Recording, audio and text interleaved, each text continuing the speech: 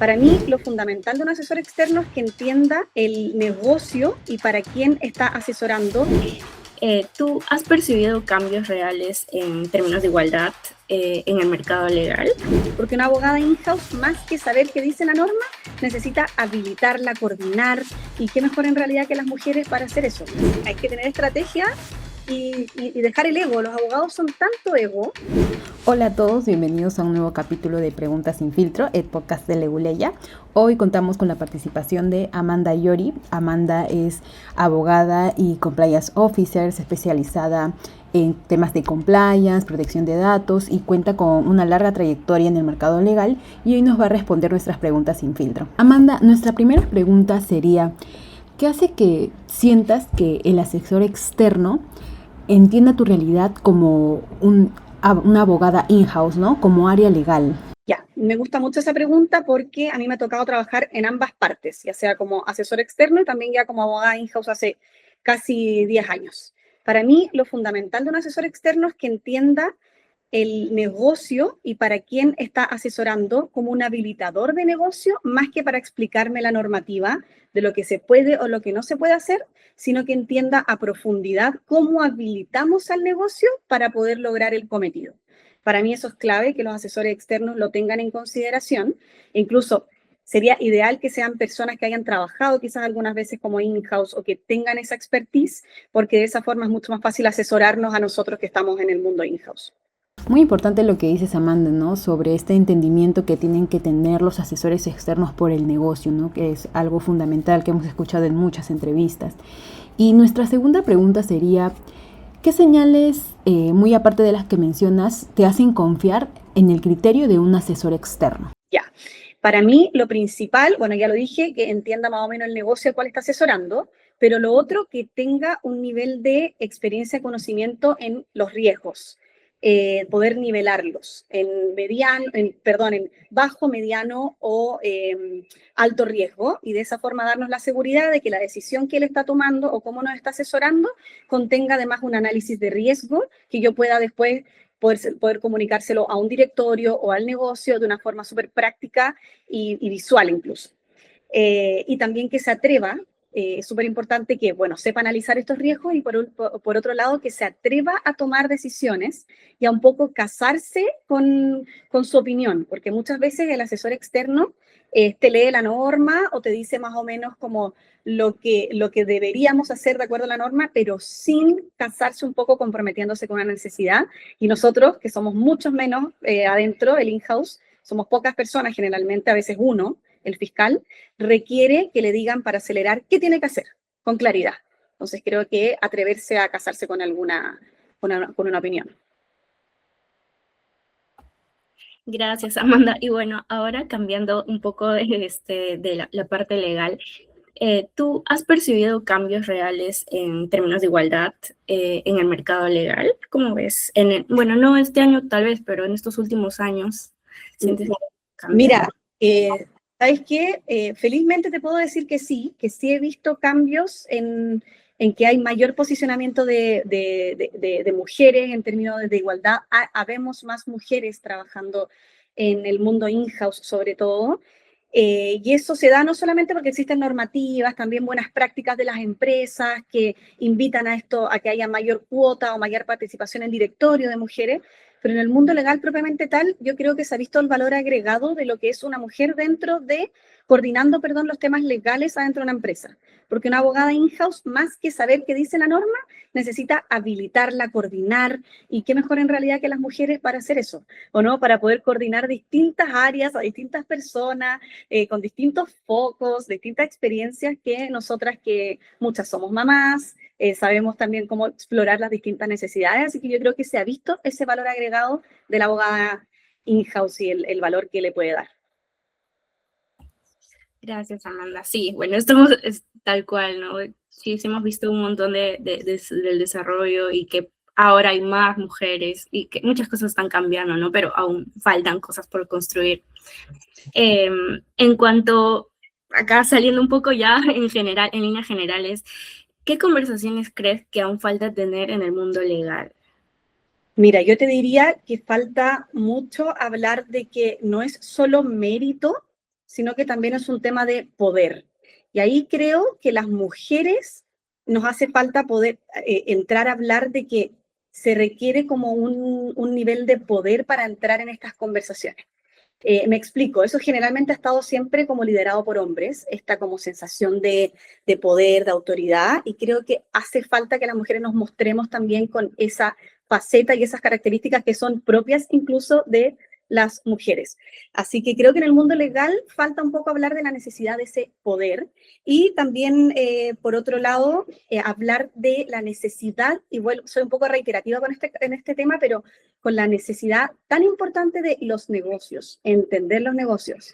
Para mí, el tema jurídico tiene que ser a la medida, tiene que ser un traje a medida, y es muy importante que se siga hablando o potenciando la necesidad de entender los negocios antes de asesorarlos, antes de liderarlos también. A mí me ha tocado trabajar en distintas industrias, desde la cerveza a los seguros, ahora la banca, y la verdad es que son muy distintos y mi asesoría interna es muy distinta, muy distinta. El foco es otro. Entonces creo que es muy importante poner sobre la mesa eso, la necesidad de entender los negocios y los distintos negocios adentro. Así que sí, eso. Gracias, Amanda. No sé si me permites una última pregunta. Obvio. Sí. No sé si durante tu carrera nos podrías compartir de repente algunos de los obstáculos que han tenido que enfrentar, ¿no? Para poder llegar a esta posición de in-house y gerencias legales. Sí. Mira, se me ocurre uno inmediatamente que es el espacio a hacer las cosas distinto. Yo tengo un perfil que, si bien yo soy abogada y qué sé yo, es un perfil un poco menos serio, se puede decir, o pragmático o estructurado. Tengo un perfil un poco más creativo, que va más de la mano con esta necesidad de crear. Y eso me he tenido que hacer un espacio en este mundo jurídico para que se vea el valor agregado de tener un perfil así. Porque yo creo que un abogado in-house necesita distintas aristas, distintas capacidades, no solamente el poder interpretar la ley, sino que poder comunicarla, y para eso se necesita creatividad, para eso se necesita también la capacidad de imaginar. Entonces, esa faceta creativa, el abogado creo yo que sí la necesita hoy, sobre todo con todo esto que está en boga, el legal design, los legal ops, etcétera. Todo eso requiere una capacidad creativa que yo la he venido trabajando, y sí hay que darle espacio. Muchas veces me ha pasado que en reuniones como, quédate en lo tuyo, tu scope es jurídico, no te metas en esto, que son decisiones más de negocio, cuando en realidad ese approach del abogado, que aparte tiene la capacidad de crear, de innovar, es súper necesaria, y a mí sí me ha costado, pero sí me ha hecho como un perfil diferenciador hoy en el mercado laboral incluso. Así que sí.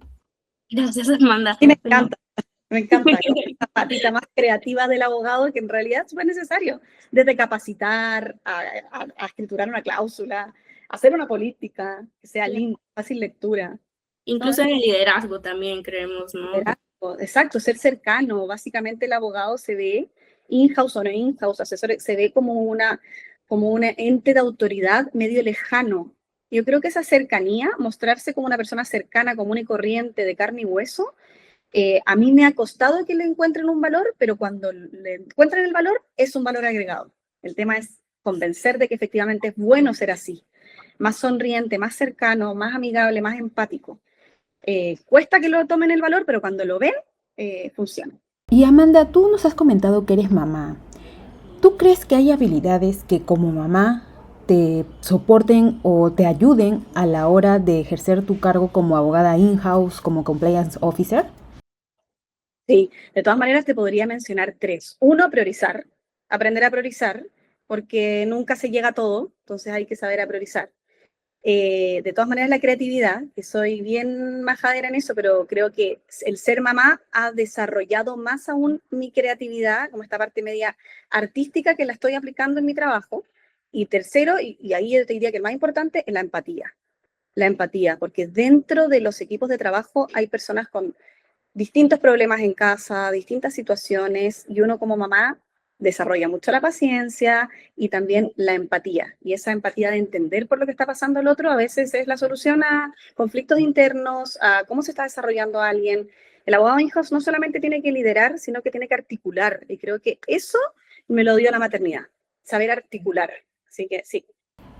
Amanda, nos hablas mucho también de las habilidades blandas, resaltas mucho la empatía, la creatividad, y en el mercado legal se habla mucho de estas habilidades blandas, pero ¿tú consideras que verdaderamente se están aplicando en el mercado? ¿Cómo es que lo has visto a lo largo de los años? ¿Sí hay un cambio sobre este tema en particular? Mira, yo he tenido la suerte de que sí, en mi experiencia he tenido la suerte de que sí, cada vez se consideran más estas habilidades blandas y son importantes para el rol jurídico. Para los otros, como recursos humanos, etcétera, eso siempre ha sido importante. Pero para el rol jurídico sí he visto esta necesidad. Y lo veo porque a mí me ha tocado salir al mercado laboral y yo considero que yo tengo esas habilidades blandas y sí ha sido como parte de mi currículum, como valor agregado. Entonces, como una de mis características positivas. Así que sí, sobre todo acá en Chile está el tema de ley Carin, investigaciones internas, donde el abogado in-house se involucra demasiado con las personas. Entonces, sí, respondo de nuevo, sí, creo que de todas maneras se está considerando aún más el tema de las habilidades blandas. El tema es encontrar en el mercado abogados con habilidades blandas y las habilidades duras que también los debe tener, porque toma decisiones. Generalmente le dejan al abogado la decisión final muchas veces, como ¿qué hago? Entonces sí, de algunas cosas que me han pasado. Yo he tenido suerte de trabajar en empresas, no en todas, pero la primera, una empresa muy muy diversa, muy horizontal, donde se te permitía hacer distintas cosas. Después llegué a una empresa mucho más conservadora, donde efectivamente ahí tuve que luchar por este valor agregado de habilidades blandas, de que escuchen al abogado más allá de lo normativo, tuve que pelearlo. Entonces, hay lugares todavía donde hay que hacerse el espacio. En otros ya te ven, pero hay lugares donde hay que hacerse el espacio como abogado in-house. A veces dicen, basta con asesores externos y ya, y no. El abogado in-house para mí es fundamental. Al final, hacer una campaña de capacitación no es solamente un PowerPoint. A eso voy yo. Entonces, hay que tener estrategia y dejar el ego. Los abogados son tanto ego que dejar el ego de lado y buscar a personas expertas en... El abogado no es experto en comunicar. Busca entonces al equipo de comunicaciones que te ayude a comunicar tu estrategia. Y así, tiene que articular el abogado in-house. Más que seguir derecho a la norma, dice esto, la ley. No, sino que articular y usar los recursos internos para... Pero ahí es difícil. Gracias, Amanda, por todo. Son cosas que, como dices tú, hay cosas que no... Es bueno que lo traigas acá a la mesa para poder discutirlo, ¿no?